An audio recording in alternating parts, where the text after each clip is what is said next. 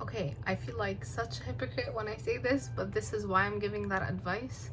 Do not procrastinate. I have a final tomorrow that I'm really not prepared for, and if I just did not procrastinate, I would be doing a lot better.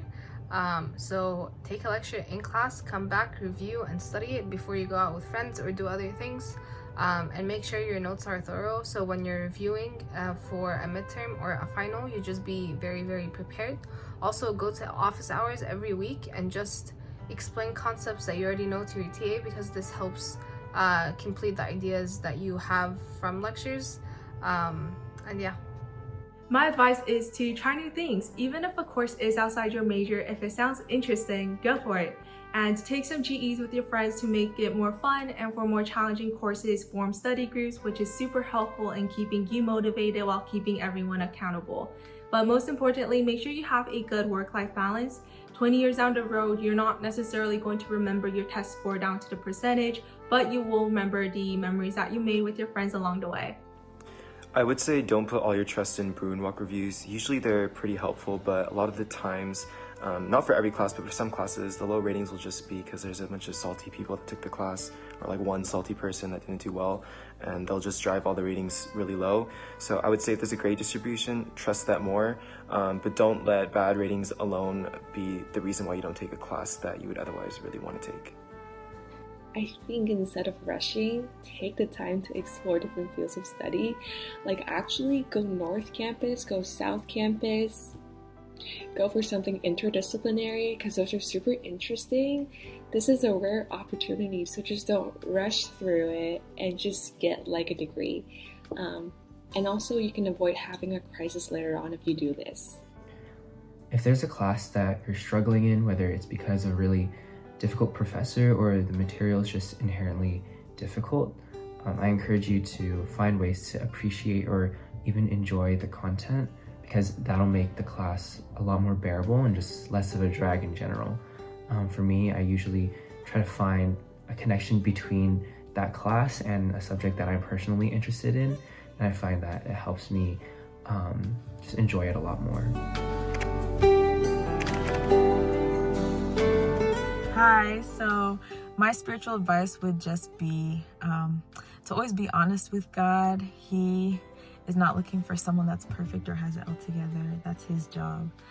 So just always come to God openly, honestly,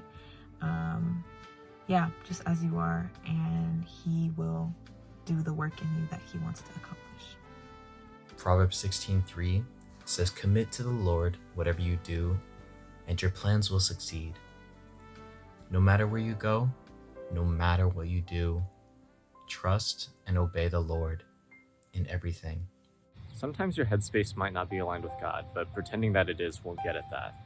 Part of surrendering ourselves to Him means being honest about where we are. Even if we don't see a good side to things or how He would work, we can pray in honesty and then invite Him to step in. Hey everyone, Matt here. My piece of advice would be just to understand that everyone experiences and hears God differently. Quiet time and hearing from God may be different for everyone. And just to never feel the need to absolutely seek God in the same way that others may do. Truly seek out and find God for yourself and try to understand where He speaks to you best. Whether it's through music, going walks, volunteering, academics, sports, just find what that thing is for you and consistently seek God through that. I don't really know how to give spiritual advice in 20 seconds, but if I do have to choose, I would say to truly know and understand by heart what Paul means when he said to look to Christ as the author and perfecter of our faith as we run the race with endurance. And to couple that with to live is Christ, right? To go to Christ for forgiveness when we stumble, and to go to Christ for grace and for the strength to be able to obey and follow Him, and to do everything that we do in our life for the sake of His glory, to do everything for Him, to really know that and to apply that and to live by that principle in your life, I would say is the most important thing.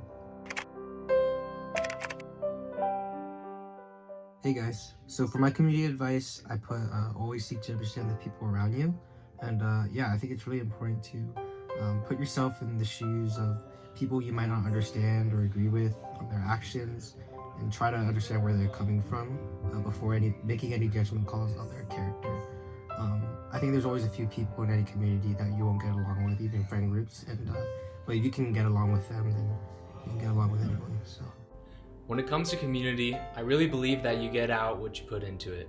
And so if community is something you're still looking for, don't give up. I encourage you guys to keep putting yourselves out there and try to connect with people one-on-one, and God will take care of the rest. You're all amazing people, and there are a lot of other amazing people out there, so don't be afraid. Talk to as many people as you can. This will not only get you out of your bubble, but it can really strengthen your journey in faith. Community is about learning from one another, challenging one another, helping each other, exposing each other to different perspectives. All of this is so valuable in shaping who you end up becoming. Be a great listener. This can go a long way when building friendships, especially when the other person feels that they're understood. Ask if you can support them in any way you can. Sometimes it might just need prayer or just someone to hold them accountable. But also look for people who will reciprocate these things for you. Hey everybody, it's the RA of IB. If I was to give advice on community, I would say that you are there to build one another up and support each other. So don't compare your journey to anybody else's.